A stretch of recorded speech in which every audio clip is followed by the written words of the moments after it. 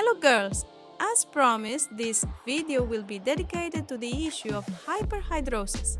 This is a pain for all manicure professionals because you need to work differently with such hands, as those with hyperhidrosis always have problems with material adhesion due to excess moisture in the nail plate.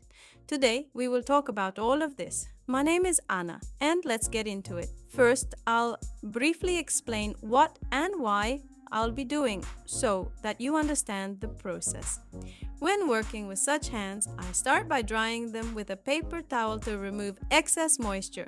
Then I generously apply talcum powder or baby powder. This allows me to work with dry hands, preventing them from slipping. If you apply talcum powder directly without first drying the hands, it will absorb all the moisture and create a mess everywhere. Next, we proceed with the removal following the standard procedure. This manicure has been on for almost 2 months and nothing has chipped, which is the main success. There are some chips at the tips, but in our case, this is normal because we perform reinforcement every 4th procedure.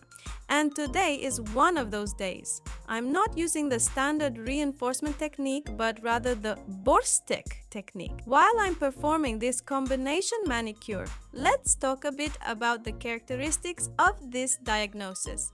Let me tell you right away, this is not some terrible illness. It cannot be transmitted to anyone or cause harm in any way. Hyperhidrosis is excessive sweating. As we all know, sweating is a way for our bodies to cool down. So we sweat, for example, during workouts. But what happens when there's hyperhidrosis and what causes it? The most common reasons for this condition are disruptions in the thyroid gland's functioning. The second most common cause is a malfunction in the nervous system. In situations where a person with hyperhidrosis becomes nervous, they start to sweat excessively.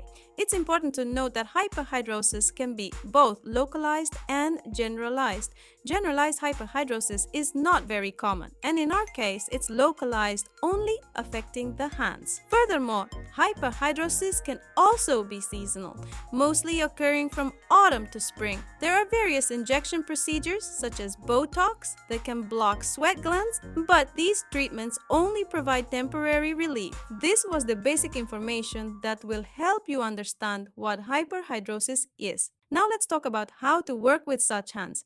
As I mentioned earlier, it's important to thoroughly dry the hands and generously apply talcum powder. When using the electric file freezer, I also sprinkle talcum powder on the cuticles to prevent the file from getting stuck. This is the only way you can effectively clean the cuticle area. Among the preparatory products I use, there's nothing unusual. I carefully degrease the nail plate and apply a dehydrator to the entire nail surface and the surrounding skin. This gives me time to apply the base coat, ensuring it doesn't run away from the cuticle. And of course, a non-acidic primer is a must in my case. Next is the base coat. I quickly apply it in a thin layer, and for it to spread quickly, you need a liquid base. This way, it immediately gets between the nail scales and creates a good bond. After curing the base, remove the sticky layer. Next, I proceed with reinforcement using the sidewall technique. In this technique, I first apply a sausage-shaped amount to the free edge, which should cover the growth points and create height at the nail tip. Here, I work with liquid polygel from Osea in the 04 shade. The gel should be thick enough to hold the height and liquid enough not to extend the working time, meaning it should be of medium consistency. I cure it in the lamp, and then I even out the nail using the same gel. I start by applying it all over the nail, then I place a drop near the cuticle and spread it along the nail to even it out. I work in my own technique, which significantly speeds up the process. I also have a video on my channel where I demonstrate 3 methods for quick and proper nail leveling. Check out my channel for more details, it will be helpful. Also, let's not forget that when leveling, we don't overload the nail with too much material, but take an adequate amount of gel to strengthen it. Otherwise, it might crack at the growth point, which would be very unpleasant and potentially even dangerous. After leveling, we must remove the dispersion layer from the gel, refine the nail's shape, and ensure it looks visually smooth and free of bumps. Then, I remove all the dust and we can move on to applying the color. The client decided not to take risks and chose a delicate powder shade from the new collection by Joya.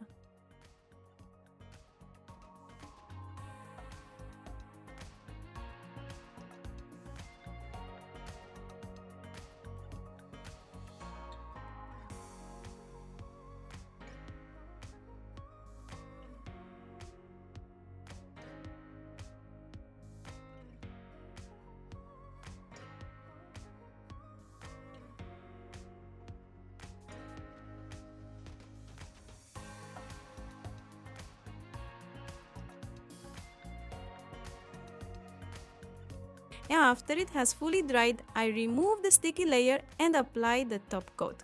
My top coat from Edlin doesn't have a sticky layer or filters, so I apply it directly to all the nails and cure it for 2 minutes. At this stage, I don't have to worry about the top coat pulling away from the cuticle.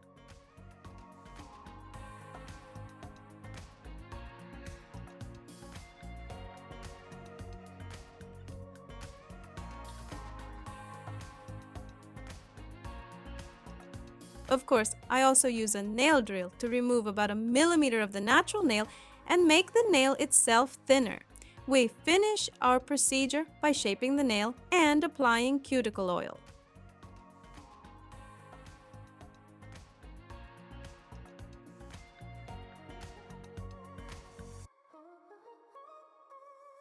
With such knowledge and techniques, your nail coverage will hold up perfectly even on challenging hands. My goal is to help you understand that working with such clients is not impossible.